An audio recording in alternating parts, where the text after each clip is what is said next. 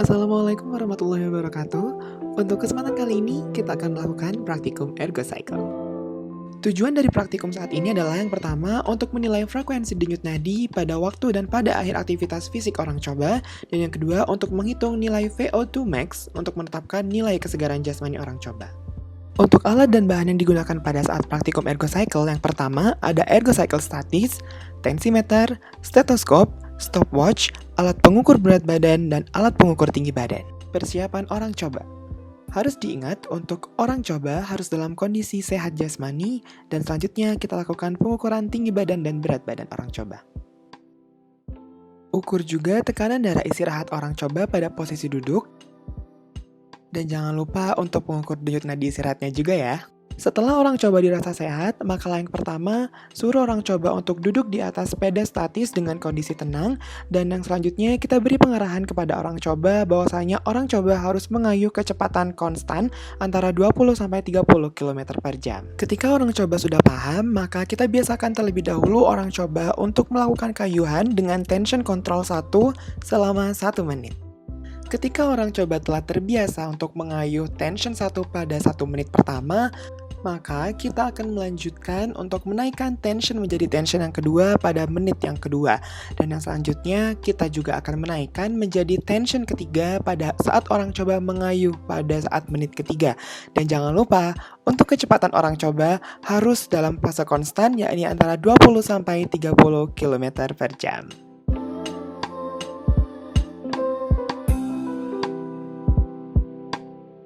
Selain itu juga, kita juga harus mengecek pulse metri yang ada di ergo cycle statis pada menit pertama dan menit ketiga orang coba.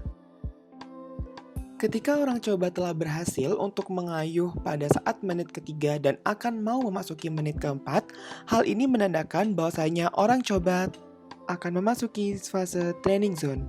Fase training zone atau zona latihan adalah batasan seseorang untuk melakukan latihan yang harus dicapai dengan patokan denyut nadi orang tersebut.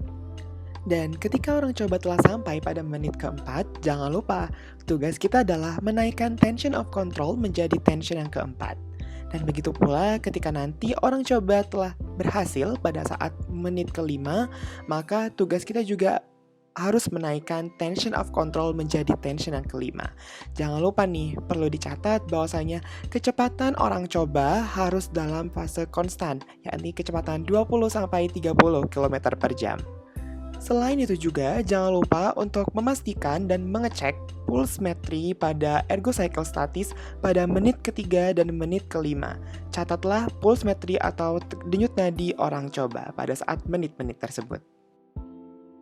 Pada saat orang coba telah melewati fase training zone dan dirasa kuat untuk melanjutkan praktikum, maka langkah yang selanjutnya adalah kita menaikkan tension of control menjadi tension of control yang ke-6 dan kita evaluasi pada menit ke-6. Dan ketika pada akhir fase menit ke-6, ketika orang coba masih dirasa kuat, maka kita naikkan lagi tension of control menjadi tension of control yang ke-7 untuk kita bisa mengamati pada saat menit ke-7. Pada akhir menit ke-7, jangan lupa kita untuk mengecek pulse metri yang ada di ergo cycle statis.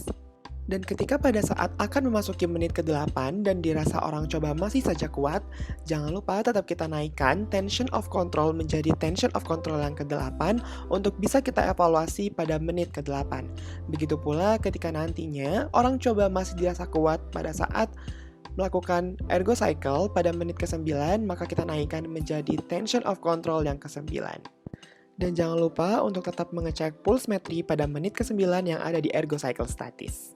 Ketika menit ke-9 telah berakhir dan orang coba masih dirasa kuat, maka terakhir kita naikkan tension of control menjadi tension of control ke-10 untuk bisa kita evaluasi apakah orang coba masih bisa berkuat dan bertahan pada saat menit ke-10. Ketika orang coba telah mengalami kelelahan dan menampakkan keluhan lainnya seperti pusing, mual, dan lain sebagainya, maka kita berhentikan tes ergo cycle pada orang coba.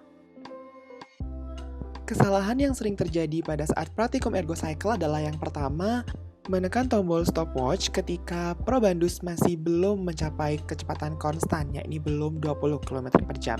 Kesalahan yang kedua adalah probandus mengalami pengayuhan ergocycle yang tidak stabil, baik kurang dari 20 km per jam atau bahkan lebih dari 30 km per jam. Dan kesalahan yang terakhir adalah penaikan tension of control yang tidak sesuai dengan tempo dan ketentuan pada praktikum ergocycle. Demikian praktikum kebugaran jasmani dengan topik ergocycle. Terima kasih telah menonton. Wassalamualaikum warahmatullahi wabarakatuh. Selamat belajar semuanya. Terima kasih sudah menonton. Jangan lupa like, comment, dan subscribe.